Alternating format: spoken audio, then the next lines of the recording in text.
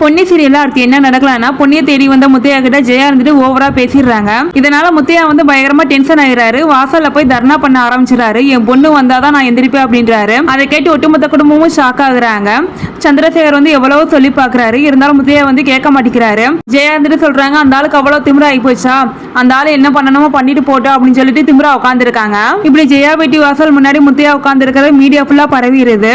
உடனே எதுக்காண்டி உட்காந்துருக்கீங்க அப்படின்னு சொல்லி மீடியா வந்து கேள்வி கேட்கறாங்க. அப்போ முத்தையா வந்து சொல்றாரு, இந்த மாதிரி என் பொண்ணு வந்து இந்த வீட்டுல வாழ விடாம வட்டி விட்டாங்க. இப்ப என் பொண்ணு எங்க இருக்கா, என்ன பண்றான்னு தெரியல அப்படின்னு சொல்லி அழுகுறாரு. அதை கேட்கிற மீடியாக்காரங்களே ஃபீல் பண்றாங்க.